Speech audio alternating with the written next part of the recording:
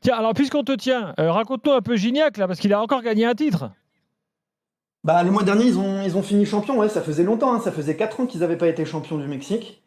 Le championnat du Mexique qui se déroule sur la forme d'un championnat avec playoff, et ils avaient terminé septième parce que honnêtement, les Tigres, depuis quand même 2 3 ans, c'est plus forcément la grande équipe des Tigres, mais là, ils sont parvenus en ayant fini septième à devenir champions avec presque la même base de vieillards désormais que possèdent les Tigres et dont Gignac en tant qu'attaquant.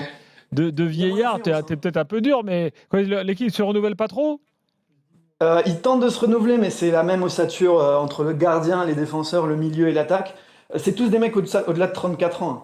Donc, il y a peut-être 2 mecs qui ont la vingtaine, quoi. Tu penses qu'il va finir sa carrière là-bas, André-Pierre Gignac? Ouais, c'est le plan, ouais. Il va Normalement, jamais revenir, non? Il va il rester va essayer là-bas, de boucler. s'installer. Il a dit qu'il essaierait de boucler, de jouer au-delà de 40 ans et de boucler 10 ans avec les Tigres, donc il lui reste plus que 2 ans à peu près. Et il aimerait aussi dépasser les 200 buts. Ça, c'est largement faisable, il doit lui en rester une quinzaine. Bon, bah, on suit de loin maintenant Gignac. C'est vrai que on a un peu perdu de vue en fait, Diego, pour tout te dire. De temps en temps, on entend 2 3 infos Non, mais comme déjà, ça. moi, ce que je voudrais Bah, il dire, a, il c'est a que moins d'influence, il est moins performant, il marque un peu moins de buts, ça reste un leader de vestiaire, c'est le vice-capitaine, etc. C'est vrai que en plus, ils ont gagné moins de trophées ces dernières années. Là, ce trophée, comme je disais, ça faisait 4 ans, donc ça leur permet de revenir un peu sur le devant de la scène. Mais c'est vrai que ces derniers temps, c'était un peu plus difficile, mais c'est normal, il a 37 ans et demi. 38 ans, ouais. Donc, voilà. oui, il est en mois de décembre. Je regardais sa date de naissance. 38 Donc, ans déjà. c'est ce que je voulais dire. 38 ans, une telle Quel longévité, parcours, hein. un parcours quand même de dingue, Incroyable. c'est-à-dire avec un investissement toujours sur le terrain et dans les équipes et dans le vestiaire, peut-être plus maintenant. Moi, je trouve que ce gars, ça vaut un doc, hein. Exactement ce que j'étais en train de penser, C'est effectivement. une personnalité, un personnage très très Bah, Diego, fort, on a fait un bouquin. très attachant. Il en a fait un bouquin, mais justement, je pense que c'est intéressant de voir que entre les clubs à forte identité qu'il a connus, l'histoire du poteau avec l'équipe de France, je trouve qui aurait pu, mais pour lui, encore changer encore plus de choses.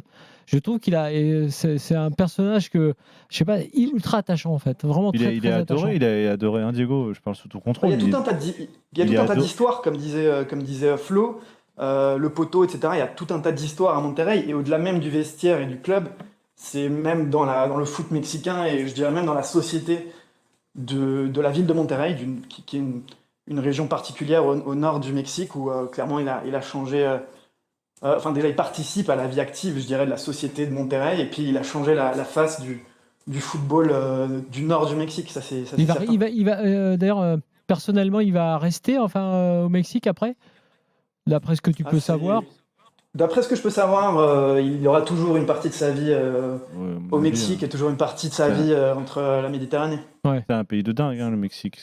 Culturellement, c'est des pays Culturellement, incroyables. c'est- Donc, il s'installe là-bas, moi, ça ne m'étonnerait pas du tout, hein. Ses enfants ont la nationalité mexicaine, si je dis pas de bêtises.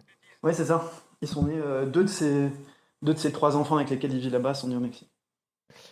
Diego, merci beaucoup, c'était sympa ce petit voyage mexicain avec toi. Merci à vous. C'est la magie de la radio. Voilà, on se transpose au Mexique grâce à Diego, et le bouquin s'appelle Gignac El Bomboro, hein, si vous voulez vous le procurer. Merci Diego, bonne soirée. Merci à vous, bonne soirée.